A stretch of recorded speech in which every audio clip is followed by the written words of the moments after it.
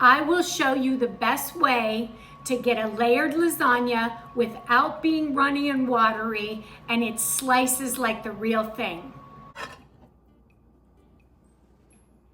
I promise you, something you'd pay for, not something you'd settle for. And honestly, it's even better the next day. Do you love lasagna as much as I do? No, we're not using zucchini and we're not using chicken breast slices. That's a no from Karen. In this kitchen, we're doing real life. So if that's you, stick around. Let's make a no noodle lasagna that actually tastes like restaurant quality without settling. When you were growing up, was lasagna a special dish that your mom made, or did you always go out to a restaurant?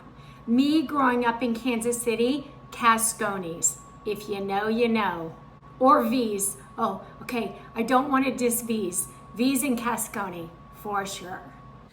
First things first, flavor. I start with onions while I'm browning my ground turkey. Now, this is where I'm going to tell you this is not depriving, this is not just starving. I choose ground turkey because honestly, me and my husband prefer it better. But if you want to use ground beef or pork, you go for it because it's going to taste exactly the same and it'll be the preference that you have.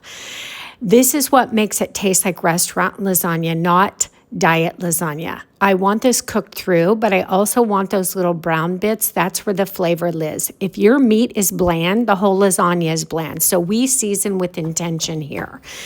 And in a second, I'm going to show you how we're going to layer it so it doesn't turn watery like soup, because that's what ruins most no noodle versions. I'm not gonna lie, this one does take a little bit longer, this meal, but it's worth it because you got leftovers the next day. And guys, it is so delicious. But I'm gonna still show you the quickest and best way to do it so it's mostly hands off once it hits the oven. It's not complicated, there's just a few steps, so I stack them for you. So while my meat is cooking, I'm mixing the ricotta, the full-fat cottage cheese, and the 2 eggs with the seasoning. I'm getting my base ready. We're stacking the steps so it doesn't feel like a project.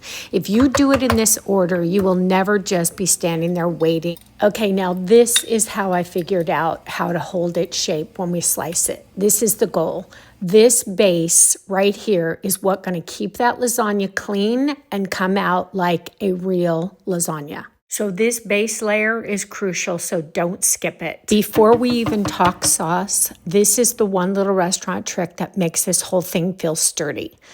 We spray the bottom pan, then we take this strong organic spinach and we lay it down, and then we put our cheese ricotta egg mix on top and pat it down. That's gonna hold the bottom. That's going to give you the layer that acts like the buffer so the lasagna doesn't turn to soup.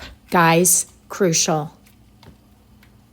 Now we build our next layer. So we're going to go with mozzarella cheese. That's going to bind that step together.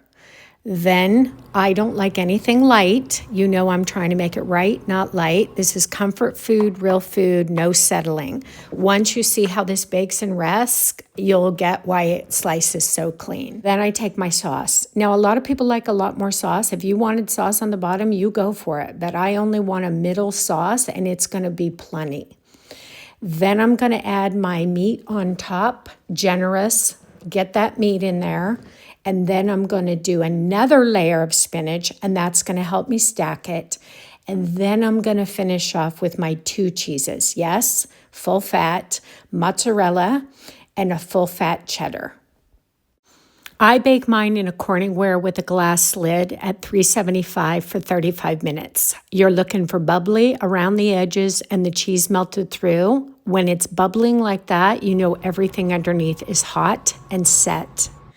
And I do a separate pan for my family's version with those oven-ready noodles. Same oven, 375, but theirs takes an hour and 15 minutes to cook perfectly, so I start theirs before. 2 pans, same cozy lasagna night, just 2 different ways for my family's preference.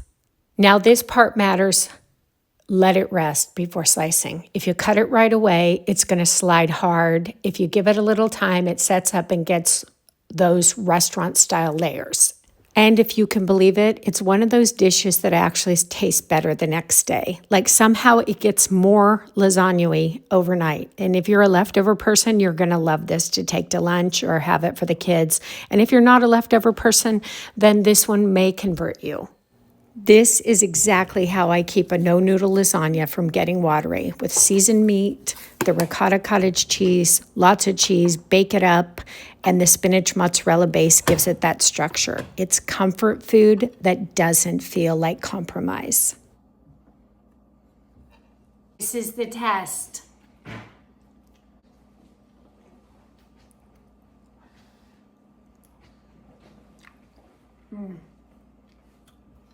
I love this so much.